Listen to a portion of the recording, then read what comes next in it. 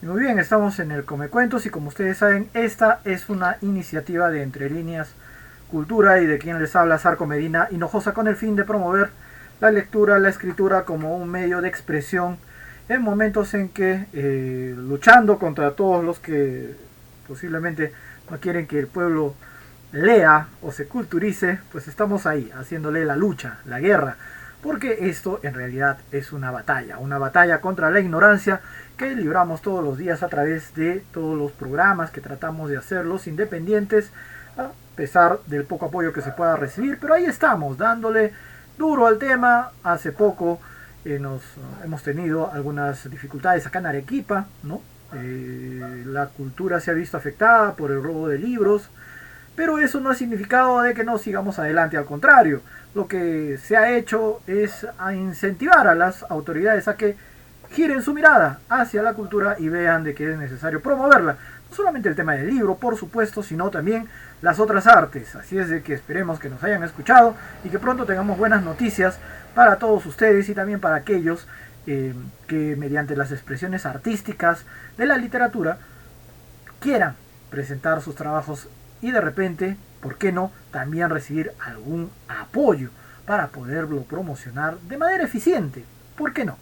Muy bien, empezamos con nuestro Comecuentos y como siempre tenemos al inicio la lectura de un cuento. Yo me he equivocado al pasar el nombre, o bueno, en realidad el autor y autora en realidad del cuento que vamos a leer ahora, por supuesto de nuestro querido Saltamonte. Y es una historia que cuando la leí me gustó mucho porque parte de mi herencia, me sentí identificado, pero vamos entonces con nuestro cuento. Y este se titula Los días de Carbón. Carbón es negro como la noche. Me lo trajo mi padre una tarde de lluvia bajo el poncho y me lo echó a los pies como si me tirara un copo de lana negra, tibia y esponjosa. Mientras mi madre calentaba la comida y el agua resbalaba en los tejados. Apenas cabía en la palma de mis manos. No se movió, estaba aterido. Solo con su hociquito húmedo, ansioso de comida, cambió de sitio. Afuera tronaban los rayos y parecían meterse dentro de la casa. Lo escondí entre los pliegues de mi falda, después que tomó su sopa y ambos nos quedamos dormidos junto al fuego. Me parece que en sueños le puse el nombre de Carbón. ¿Qué otro nombre podía quedarle más a tono con su tamaño, su forma y la noche oscura en que llegó? Carbón es un cachorro como pocos. Más que su pura sangre está en él el sello con que vino. Llévate el mejor para tus hijos, le había dicho a mi padre un amigo de la infancia. Mi padre eligió a Carbón. La presencia de Carbón entre nosotros acerca la visión de aquel amigo, aunque Pedro y yo no lo conocemos, y él, Carbón, ha de mantenernos unidos para siempre. Esto es tan grato. Mi madre dice siempre, la infancia es el mejor momento para encontrar amigos. Yo tengo mis dudas. No sé si Teresa, Lucha, Juanita o Carmen y los chicos que juegan con Pedro han de durarnos toda la vida, si a cada instante peleamos por tantita cosa. Así es la infancia, y esa es la clase de amistad que nos dura toda la vida, dice mamá abrazándome. Carbón, entre nosotros, ahora que ha pasado todo, dime, ¿no nos oías cuando tanto te llamábamos día y noche, noche y día? ¿No? ¿No llegaban nuestras voces hasta donde tú estabas? Es raro, porque aquí el eco nos devuelve las palabras pronunciadas enorme y enorme, y sigue creciendo detrás de las montañas. Nunca nos perdemos, el eco nos encuentra.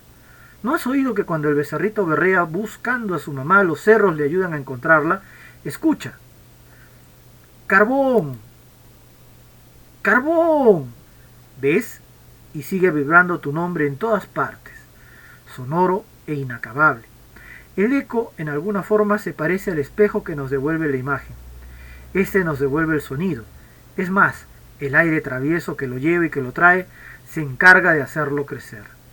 Sé que en algunas partes no existe el eco. ¿Qué pena debe dar? La tierra dura y seca debe sentirse tan sola y vacía por no conocer la alegría espontánea del grito, por no poder acoger bajo su pecho la grandeza del sonido. En cambio aquí, el eco silba, con los chicos de la escuela, canta con nosotros y es un estallido de carcajadas y reímos. Dice papá que a veces el aire le trae a casa nuestras voces. Cuando jugamos o cantamos en la escuela, se detiene a escucharnos como si escuchara su propio corazón cantando y gritando, a la vida entre un mundo de recuerdos. Entonces piensa en nosotros, en todos los niños, y su trabajo es más ágil, más hermoso, más fructífero.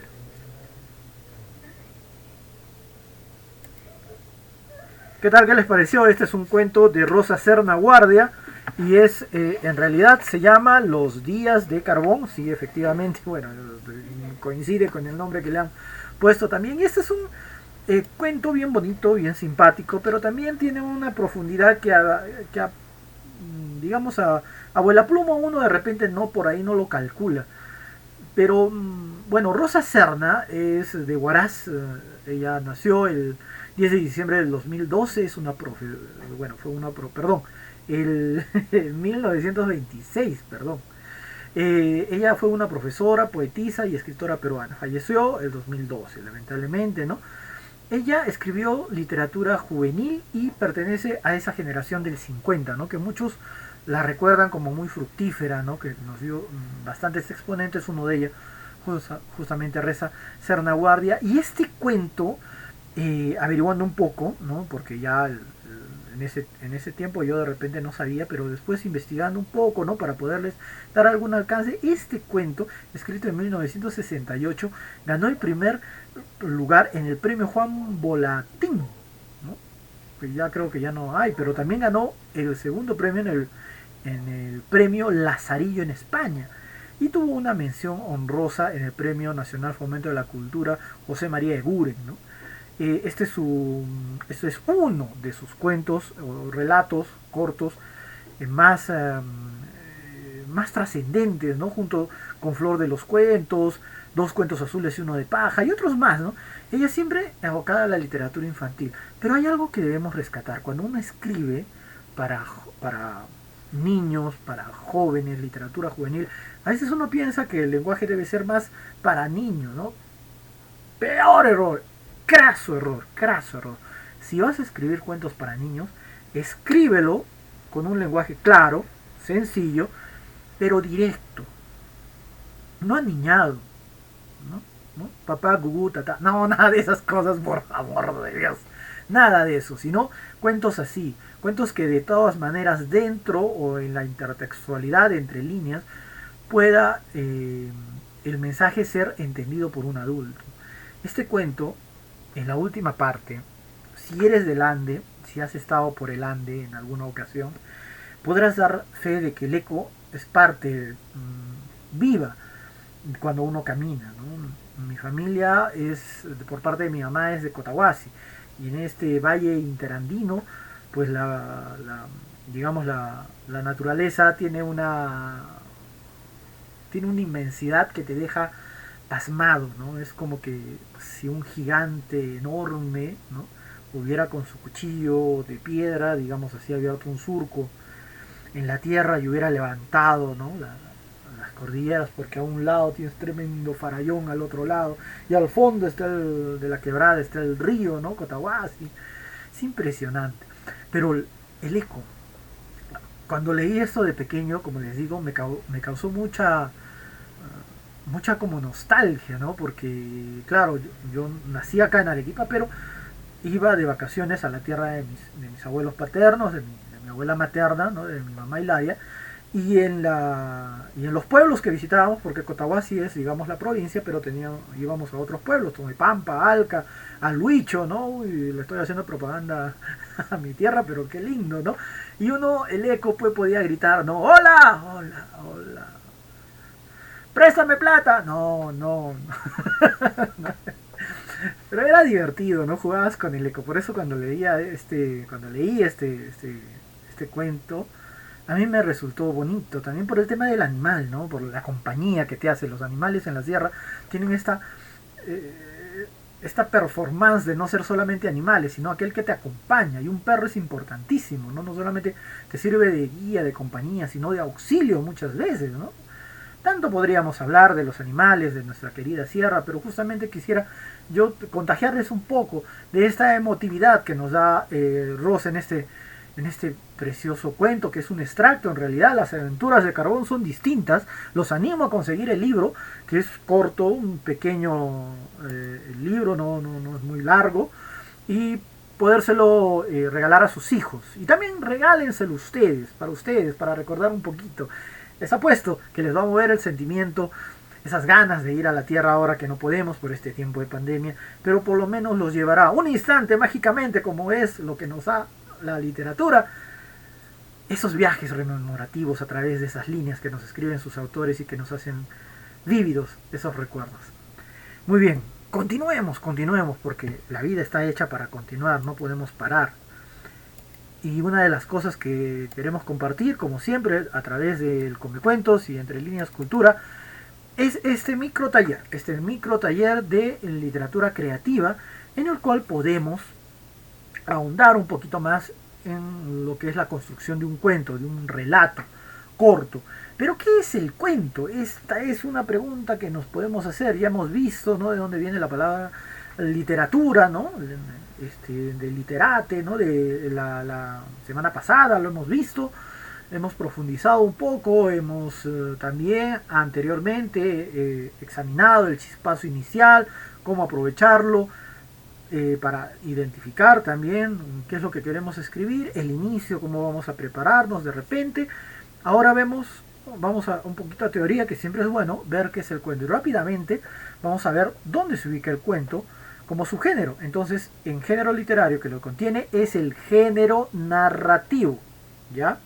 Los otros géneros, el lírico y no los vamos a tocar porque no nos corresponde, hay que dejarlos, hay que respetarlos. Nosotros nos enfocamos en el género narrativo, y en el género narrativo encontramos al cuento como subgénero. Su construcción generalmente es en prosa. La prosa es la forma más común de construcción lingüística, que se diferencia del verso porque no obedece a la métrica ni al ritmo, a la rima poética. La prosa fluye.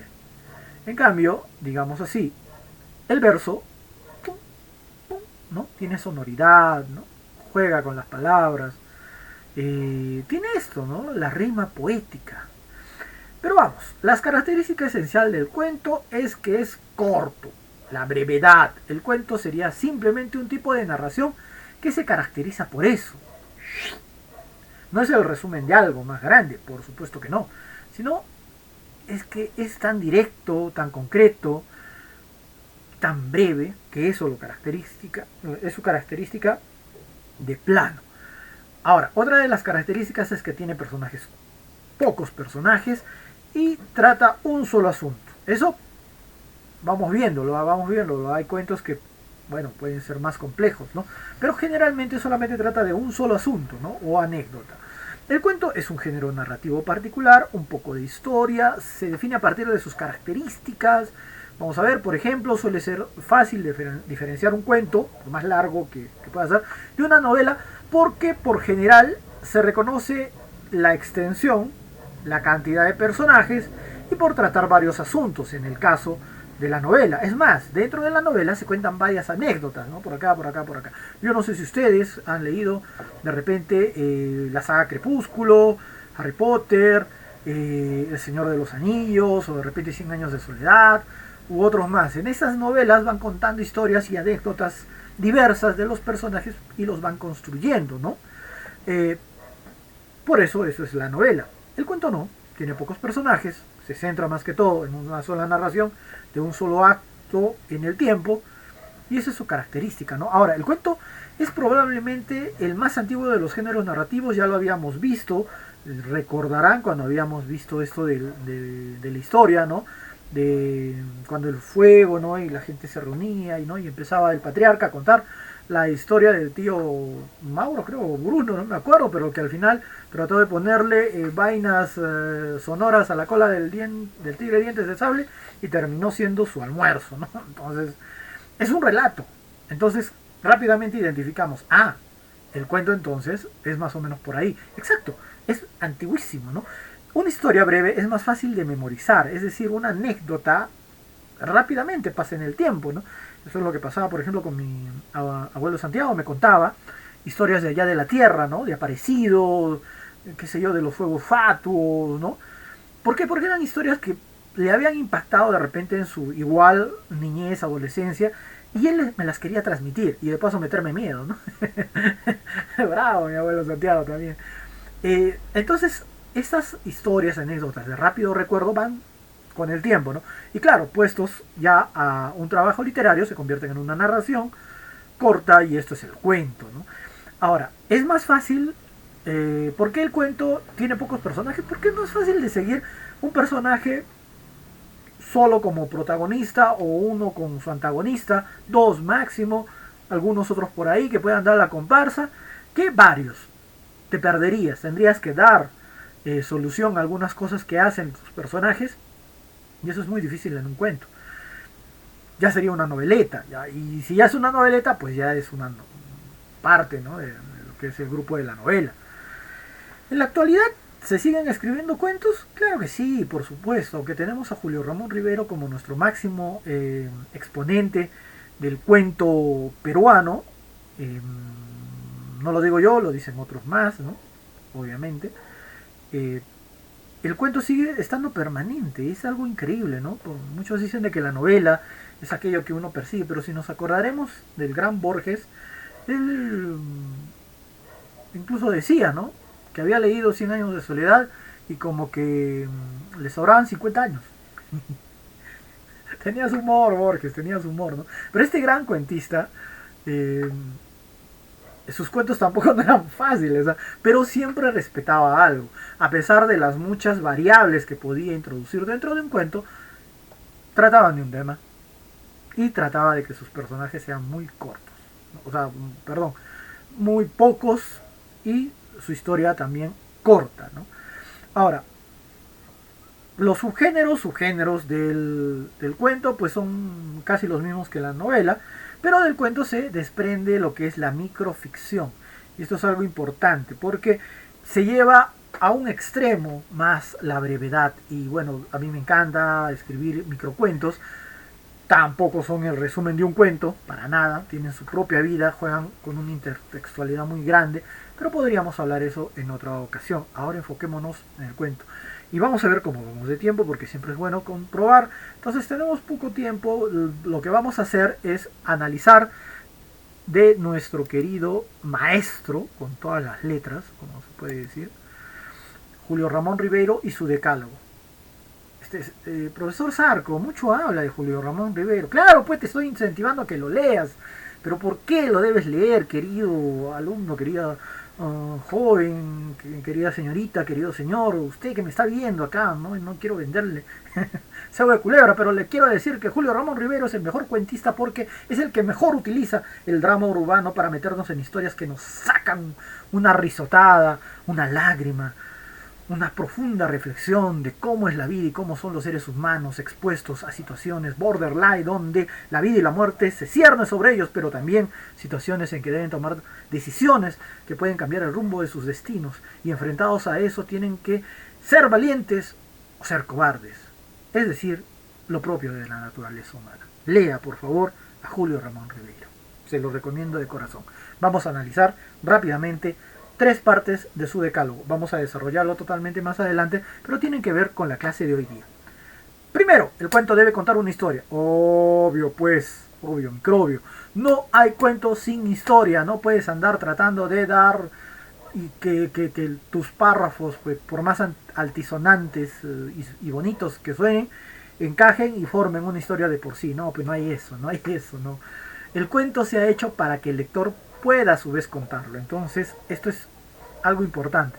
Una vez leído un cuento, yo puedo contarlo. Entonces, te puedo contar la historia de Carbón, ¿no? Que lo llevaron en una noche terrible de lluvia, ¿no? Lo acomodó en la falda, te lo puedo contar rápidamente. No tiene nada que ver ahorita con el tema, pero es como un ejemplo que te doy para que se pueda entender, lo puedas contar, lo puedas resumir, se lo puedas contar a tu mamá. 2. La historia del cuento puede ser real o inventada. Si es real, debe parecer inventada. Y si es inventada, real. me detengo ahí un momentito porque tac tac tac tac tac tac tac tac tac tac, ¿no? What happened in your life, Julio Ramón Ribeiro? ¿Qué pasó, Master? Sensei, ¿qué quisiste decir con eso? ¿Qué quisiste decir con eso? Y la verdad, mucho tiempo yo le he dado vueltas al asunto. Y bueno, lo pasaba un poco de largo, ¿no? Decía, sí, sí, háganle caso al profesor Julio. Pero en realidad recién me cayó la ficha después, bueno, de escribir, por supuesto, ¿no? Darle de cuerpo y alma al asunto de la escritura y poder comprender que tiene razón. Si una historia, si una historia es real, ¿no? Debe parecer inventada de tal manera que quien te la escucha o te la lea diga, nah, esto ha pasado, qué loco, no, esto es, oye, qué increíble, ¿no? Y si es inventada, parece real. Escribes una historia, quien la lee dice, a mí me pasó, exactito, exactito. Bueno, a mí no, a mi primo, ¿no? Al tío abuelo de mi hermano. Pero le pasó, sí, yo doy fe, no, obvio, obvio. Ah, así cualquiera es escritor, ¿no? Esa es la magia.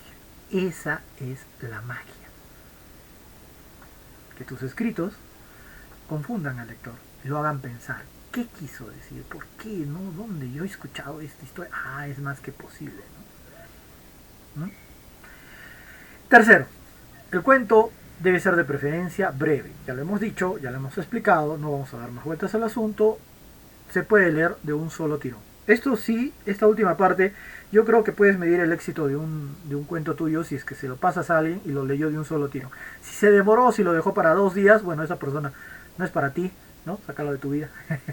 No, pero trata de que tus relatos sean cortos, rápidos, directos. Esto es muy doloroso porque uno termina cortando partes de un cuento que posiblemente a uno le encantaba, pero termina de 16 páginas, termina en 3.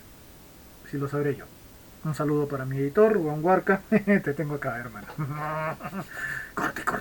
Pura tijera nomás cuando hicimos el Ekeko y los deseos imposibles, de verdad. Otro día les cuento la historia porque tenemos que pasar inmediatamente a nuestra recomendación literaria. Tenemos poco tiempo.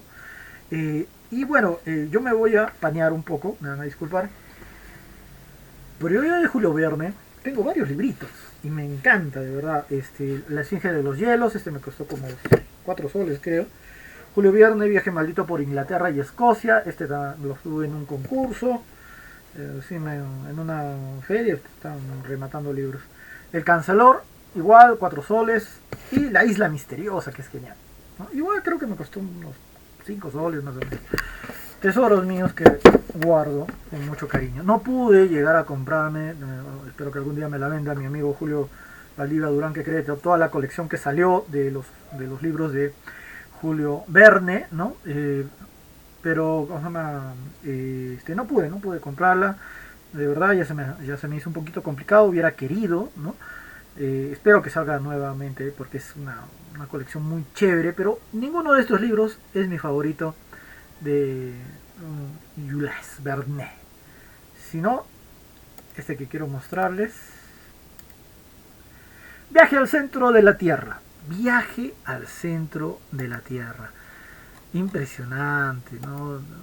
Déjenme comentarles de que cuando estaba en la primaria, ¿cuál primaria? ¿Qué estoy hablando? Dios mío, ya se me están cruzando los cables. Cuando tuve que cambiarme de colegio porque otro día les cuento, y llegué del Muñoz Nájar, me pasé al Mercedario San Pedro Pascual.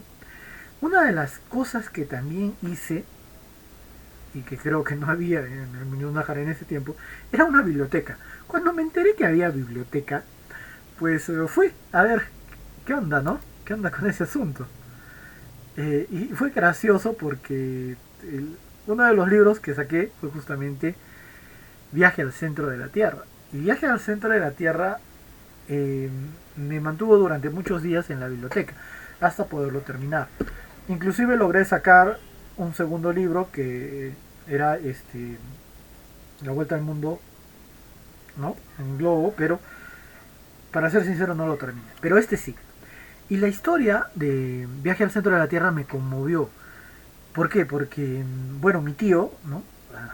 Este, le mando un saludo si me está viendo, le dije que iba a hacer el programa y por eso no podía ayudarlo en un tema con su celular, pero le mando un saludo. ¿Y por qué? Porque la figura de él como geólogo motivó de que este libro me interesara más, porque justamente habla, bueno, de un profesor en minas, ¿no? Mineralogía, vendría a ser el profesor Lidenbrock, su sobrino Alex y un guía llamado Hans, que viajan al interior de la Tierra después de haber encontrado un libro extraño, ¿no? ¿Cómo se llama? Mediante un criptograma, ¿no? Que aparece en esta obra, pues da a conocer uno de las puertas al interior de, de la Tierra, ¿no? Entonces se embarcan en esta odisea impresionante, ¿no? Y en el camino te va contando, ¿no? Para mí me resultó muy cercano, porque mi tío vivía con piedras por todos lados, ¿no? Y a veces las tenía así clasificadas, ¿no? Entonces, para mí era pues algo normal tener un previo conocimiento, si no era directo, era más que todo por referencias, de las composiciones de lo que es nuestra Tierra, los estratos, ¿no? Lo que uno va encontrando mientras va profundizando dentro de la Tierra, ¿no? Entonces para mí era bastante interesante y todavía para colmo, si teníamos a un alquimista islandés en la historia como era Arne Saknussemm, ¿no?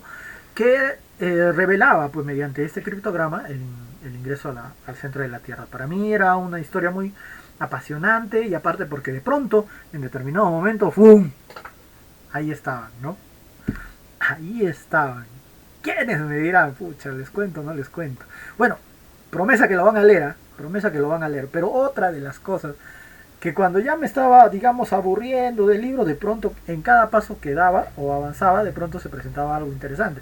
Y de pronto se presenta algo tan interesante como eran los dinosaurios. Y para mí, pues en ese tiempo, yo no sé si todos los niños de mi edad, estoy hablando de 1994 específicamente, pero de niño a mí me encantaba pues, los dinosaurios, ¿no? Entonces era, y que se aparecía por ahí un dinosaurio, ah, qué chévere. Pero claro, los dinosaurios en esa versión antigua, ¿no? De monstruos todavía medios, que todos eran carnívoros, qué sé yo.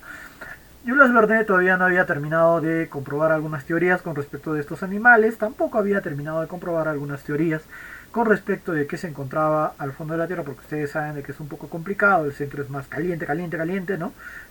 Pero fue un interesante ejercicio de acercamiento hacia lo que posiblemente podríamos encontrar si nos adentráramos, ¿no? Buscando el centro de la Tierra. Me pareció genial, me pareció una buena obra, como les digo, me incentivó a poder seguir leyendo a Julio Verne, pero bueno, no logré terminar, no he logrado comprar todavía esos libros, he comprado otros. Recuerden que Julio Verne en realidad es este autor pues prolífico. Qué manera de escribir ese compadre. Ahorita diríamos que es un bestseller y eso nos da una lección. Lo que puede en su momento significar un bestseller solamente para jóvenes, porque en ese tiempo pues, los papás agarraban y decían, ¿qué estáis leyendo ahí? ¿En qué entretenés tus tiempos? ¿Deberías estar trabajando en el campo junto conmigo? Dejad esos libros y venid conmigo al arado. O algo así, no sé. Pues. Los jóvenes en ese tiempo, ¿no? Todos rebeldes, en vez de ir al campo, se entretenían leyendo, ¿no? Historias de aventuras, qué sé yo. Toda época, eso a veces nos olvidamos, toda época tuvo sus rebeldes y tuvo este enfrentamiento entre las generaciones, ¿no? Y los libros de Jules Verne eran pues de acción, de terror, ¿no? De mucha especulación científica para su tiempo, de aventuras, y eso les gustaba a los jóvenes. En ese tiempo entonces era considerado como un escritor de bestseller. Ya, no se rasguen las vestiduras, por favor, es la verdad. Pero ¿qué hace que una obra trascienda en el tiempo y que se consideren obras literarias, ¿no? Grandes obras literarias? La trascendencia. Y eso solamente se mide con el tiempo. Nosotros, pobres artesanos del día a día de hoy, algunos tendrán la posibilidad de trascender, como por supuesto muchos contemporáneos, Mario Vargas Llosa y otros más que todavía están vivos, ¿no? U otros que ya disfrutan de una así, ¿no? Merecida consideración. Pablo Nicoli, Orlando Macera, acá en Arequipa, ¿no? Yuri Vázquez, entre otros más. Y después estamos los otros, que esperemos que en algún determinado momento nuestras pequeñas obras puedan trascender en el tiempo y ser catalogadas a esta altura, ¿no? Ese es un sueño que todo escritor tiene. Muchísimas gracias. De esta manera llegamos al final del Come Cuentos. Como saben, la próxima semana, el viernes a las 7 de la noche, por Entre Líneas Cultura, y por supuesto también en todas las páginas aliadas que nos ayudan a difundir este programa. También agradezco a la red de escritores de Arequipa, que con su apoyo también seguimos adelante en el camino. Vendrán sorpresas, la menciono justamente porque es un lugar ideal para todos aquellos que están en camino de la escritura de acá de Arequipa, para poder unirse de repente y construir este sueño de tener una asociación que nos ayude a crecer como escritores, ¿no? Entonces también le hago su saludo también a todos los miembros de la red de escritores de Arequipa, y por supuesto sigamos difundiendo la cultura. Mucha literatura para todos ustedes, y no se olviden que leer es resistir. Nos vemos la próxima semana aquí en el Come Cuentos en vivo.